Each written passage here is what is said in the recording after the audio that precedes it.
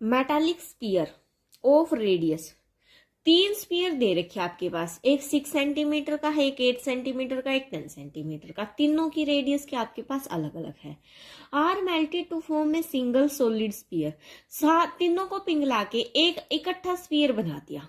Find the radius of the resulting sphere, radius निकालनी किसकी, जो बड़ा स्पीयर आएगा। क्या होगी, वॉल्यूम तो इक्वल होगी। वॉल्यूम कौन सी इक्वल होगी, इन तीनों के स्पीयर की वॉल्यूम किसके इक्वल होगी, जो नया स्पीयर बनाएंगे उसके इक्वल होगी। सो सबसे पहले हम 3 स्पीयर बनाएंगे। देखो यहाँ पर बना ही देते हैं, बल्कि एक स्पीयर है ये है आपके पास, एक स्पीयर ये है आपके पास, और एक स्पीयर ये है। ये फर्स्ट स्पीयर है जिसकी रेडियस आपके पास कितनी है, 6 सेंटीमीटर। ये सेकंड है 8 सेंटीमीटर। ये थर्ड है 10 सेंटीमीटर। मैं इसको फर्स्ट, सेकंड और थर्ड नाम दे देती हूँ ताकि आप क्वेश्चन करने में कंफ्यूज ना हो। ठीक है, तो सबसे पहले हमें क्या गिवन है, रेडियस ऑफ फर्स्ट स्फीयर। कितनी गिवन है आपके पास, radius of first sphere 6 centimetre. Radius of second sphere कितनी गिवन है, 8 centimetre. Radius of third sphere कितनी गिवन है आपके पास, 10 सेंटीमीटर। निकालनी क्या हमें, रेडियस किसकी, जो बड़ा वाला बनेगा। अब इन तीनों को पिघला के इसकी रेडियस फाइंड आउट करनी हमें। ठीक है, तो सबसे पहले क्या निकालेंगे, वॉल्यूम ऑफ फर्स्ट स्फीयर। क्या फॉर्मूला होता है आपके पास, 4/3 पाई आर स्क्वायर। देखो हम पाई की वैल्यू कहीं पर भी यूज नहीं करेंगे, सॉरी क्यूब आएगा, आई एम सॉरी। तो 4/3 पाई तो as it is r cube यानी कि 6 की क्यूब। जब इसको सोल्व करोगे ये आएगा आपके पास, देखो यहां से कैंसिल होके क्या बचेगा आपके पास, 288 पाई सेंटीमीटर क्यूब। कैलकुलेशन तो आप खुद भी कर सकते हो, बस ये पता होना चाहिए कि क्वेश्चन किस वे से होगा। ठीक है, अब क्या करते हैं, volume of second sphere. Second sphere की वॉल्यूम निकाल लेंगे, क्या आएगा फिर से, 4/3 पाई आर क्यूब, यानी कि 4/3 पाई एज इट इज 8 की क्यूब। अब इसको सोल्व करोगे तो ये आपके पास कितना आएगा, 2048 divide by 3 pi centimetre cube. Volume of third sphere क्या है ये आपके पास, 4/3 पाई आर क्यूब।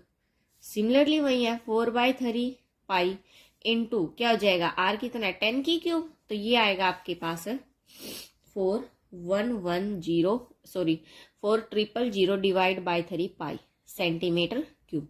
आपके पास तीनों स्फीयर की वॉल्यूम कर दी। अब इन तीनों स्फीयर की वॉल्यूम को ऐड करके ये किसके इक्वल आएगी, फोर्थ स्फीयर की वॉल्यूम के इक्वल आएगी। देखिए कैसे, जो वॉल्यूम ऑफ फोर्थ स्फीयर है हमारे पास, वॉल्यूम ऑफ फोर्थ स्फीयर, वो किसके इक्वल होगी हमारी, volume of first sphere plus volume of second sphere plus volume of third sphere. तीनों स्फीयर की वॉल्यूम को क्या करेंगे, ऐड करेंगे। फॉर्मूला क्या होता है आपके पास, 4/3, तो 4/3 पाई आर क्यूब इक्वल में फर्स्ट की कितनी आई थी, 228 पाई प्लस सेकंड की 2048/3 पाई प्लस 4,000 डिवाइड बाय 3 पाई। पाई सब में से कॉमन निकाल लेते, क्या आएगा आपके पास, पाई बाहर, 228/1 प्लस 2048/3 प्लस 4,000 डिवाइड बाय 3। इस साइड क्या आपका 4/3 पाई आर क्यूब। पाई से पाई क्या हो जाएगा हमारा, कैंसिल आउट। अब देखो क्या बचा, 4/3 आर क्यूब इक्वल में, यहाँ पे 3 एलसीएम लोगे।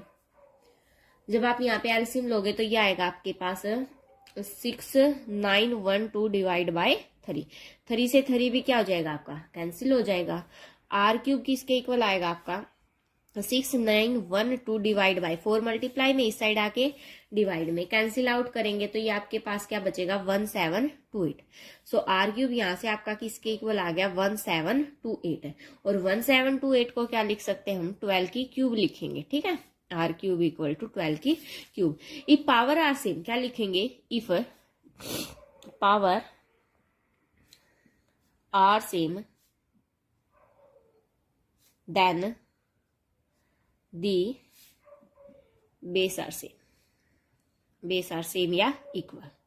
अगर पावर इक्वल होंगी तो बेस सेम होगा, अगर बेस सेम है तो पावर क्या हो जाएंगी, इक्वल हो जाएंगे। सो आर यहां से हमारा कितना आ गया 12 सेंटीमीटर। यानी कि रेडियस ऑफ फोर्थ स्फीयर क्या लिखोगे, radius of fourth sphere is कितनी आई आपके पास 12 सेंटीमीटर। ओके, ये था आपका क्वेश्चन नंबर